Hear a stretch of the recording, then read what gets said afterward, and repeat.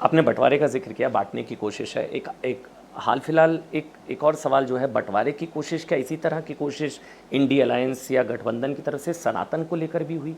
मतलब उस मुझे लगता है स्टालिन वो परमेश्वर के बंटवारे बयान। की गंध नहीं है ये। अगर आप कांग्रेस पार्टी का अपना यूपीए के कार्यकाल का इतिहास देखें तो ये राहुल गांधी सोनिया गांधी की सोच है हिंदू धर्म के खिलाफ।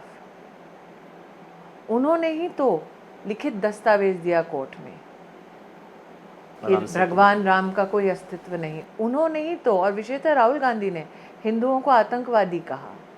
ये तो अब सबके सामने प्रमुख रूप से आ चुकी है खबर। और जब उनके ही नेता उनकी अलायंस के बार बार सनातन धर्म का तिरस्कार करें, बार बार हमारे भगवान के खिलाफ ऐसी टिप्पणियां करें जो किसी को भी आक्रोशित कर दे, फिर भी मेरे समाज में, मेरे धर्म में धैर्य की परिकाष्ठा है कि अभी तक सब बड़े संयमित ढंग से अपना विरोध व्यक्त कर रहे हैं। तो आपको ये खुशफहमी नहीं होनी चाहिए कि बंटवारे की साजिश है। नहीं, ये सोनिया राहुल के इशारे पर हो रहा है ये सब। आप मुझे कहिए, आपने देखा है सोनिया जी का खंडन करते हुए स्टालिन का? आपने देखा है राहुल गांधी का खंडन करते हुए कोई भी? क्यों नहीं किया? हिम्मत है। और वैसे तो हर चुनाव के आने के आसपास मंदिर मंदिर घूमते हैं। वाकई में सनातन धर्म में थोड़ी सी भी आस्था है, छोड़ो ना फिर ऐसे लोगों को। एक आखिरी सवाल जाते जाते, आप अल्पसंख्यक मामलों के मंत्री भी हैं। अभी जब G20 चल रहा था, एक सवाल बहुत डिबेट हुई उस पर कि माइनॉरिटी अंडर अटैक। ब्रसल्स गए राहुल गांधी और वही रिपीट उनका सेम भाषण था। उन्होंने कहा माइनॉरिटी अंडर अटैक है। ये सुनकर आपको कैसा लगा? मतलब आप माइनॉरिटी अफेयर्स मिनिस्टर हैं। नहीं, और मैं माइक्रो माइनॉरिटी कम्युनिटी में ब्याही भी हूँ। वो हाँ, ईरानी नाम जो है कोई सनातनी नाम नहीं है। मुझे ऐसा लगता है कि आप उनकी टाइमिंग देखिए। जब भी हमारा देश वैश्विक पटल पर कुछ अच्छा करता है, तब वो विदेश जाकर हमारे देश को नीचा दिखाते हैं। G20 की जब यहाँ पर विश्व की 70 प्रमुख और सबसे मजबूत अर्थव्यवस्थाएं हमारे देश में थी, तब उन्होंने बाहर जाकर देश पर प्रहार किया। हमने महिला आरक्षण की चर्चा प्रखर रूप से देखी हमारे देश में, उन्होंने उस पर भी आघात किया। धारा 370 पर राष्ट्र एकजुट था। कांग्रेस ने तब भी बड़े ही टूटे मन से मजबूरन समर्थन किया, लेकिन अपने नेता को कोर्ट में भेजा दलीलें पेश करने के लिए। ऐसा क्यों है कि गांधी खानदान एक दबी कुचली व्यवस्था चाहता है हमारे देश में? ये प्रश्न पॉलिटिक्स से बड़ा प्रश्न है।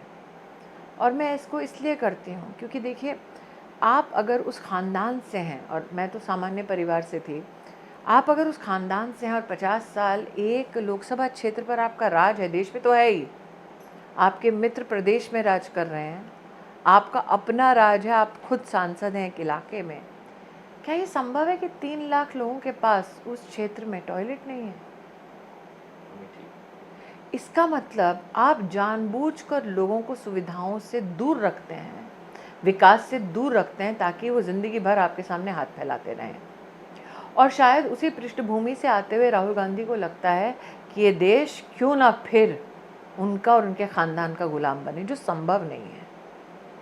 आप मुझे बताइए, आपके घर में चाहे कितने भी झगड़े हों, बहन है घर में, भाई हैं, है ना? बहन भाई का कितना भी झगड़ा हो, घर के बाहर जाके क्या कहते हैं अपने बहन भाई के खिलाफ? बिल्कुल सही बात है, पड़ोसी को बाप नहीं बनाता। यहाँ नरेंद्र मोदी कह रहे हैं मेरा राष्ट्र मेरा परिवार है, और वहाँ राहुल गांधी जाकर बाहर हमारे ही राष्ट्र को कोसते हैं। तो अपनी राजनीति उनकी जो है, उनको मुबारक, लेकिन आप सोचिए कितना छोटा मन होगा। आपने अमेठी का कि जिक्र राष्ट्र किया। उपलब्धियों की नई शिखरों को छू रहा है और आपसे हजम नहीं होता। आप अपने देश को ऐसे प्रस्तुत कर रहे हैं जैसे भाई भाई का दुश्मन हो।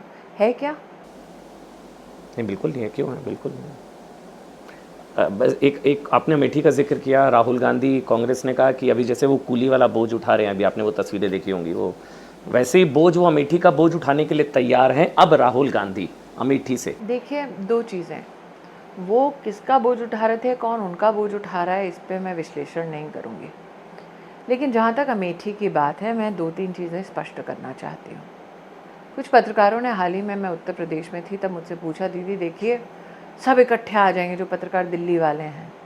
मैंने कहा भाई 2014 और 2019 में राहुल अकेले चुनाव मेरे खिलाफ नहीं लड़े थे, सपा बसपा और सारा विपक्ष उनके साथ था। और हमारे राष्ट्र के इतिहास में पहली बार कांग्रेस का सिटिंग नेशनल प्रेसिडेंट हारा। यस। वो इतिहास बन चुका है। अब वो भले ही ज्योग्राफिकली अपनी सीट बदलें ना बदलें, इतिहास नहीं बदल सकते। और एक चीज़ और कह दूँ, एक वक्त था जब मैं अमेठी गई तो कहा गया कौन स्मृति ईरानी। अब प्रभु की कृपा से एक वक्त ऐसा आया है कि वो स्पष्ट बोल नहीं पा रहे खुद कि हम लड़ेंगे। मेरी पार्टी में कौन लड़ेगा ये तो पार्टी की पार्लियामेंट्री बोर्ड तय करती है, लेकिन आप कांग्रेस की हालत देखिए कि वो धड़ल्ले से बोल नहीं सकते खुद कि मैं लड़ूंगा। अगर लड़ना चाहते हैं तो उनका स्वागत है। मैं 2019 में एक कार्यकर्ता थी, 2022 में हम 22,000 कार्यकर्ता हुए। 5 विधानसभा में से कांग्रेस की 4 विधानसभाओं में हमने ज़मानतें जब्त कराई। हम 2024 का चुनाव अमेठी में 60,000 कार्यकर्ता मिलकर लड़ेंगे। ये 28 दल जो मिल गए हैं साथ में, इसको लेकर कोई ऐसा नहीं है कि वही सारे एक साथ? अमेठी में नहीं, इंडी गठबंधन, ये जो सारी पार्टियां एक साथ 24 के लिहाज से। देखिए, आप गठबंधन के अगर संस्कारों को देखें तो कौन किसके साथ है।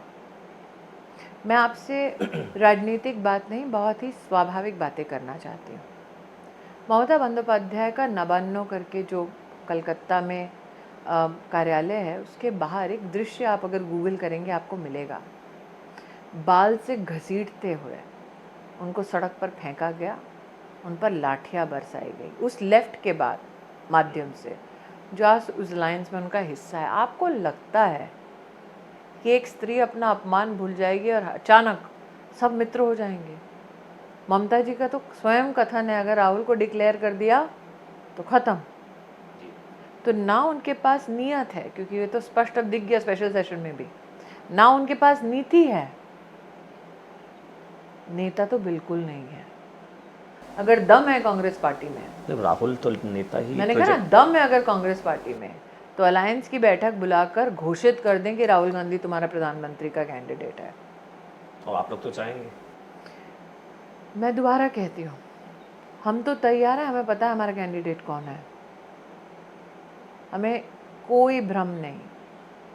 हम अपना कैंडिडेट जानते हैं, हम अपने कैंडिडेट की काबिलियत जानते हैं और जनता का हमारे कैंडिडेट के प्रति सम्मान जानते हैं।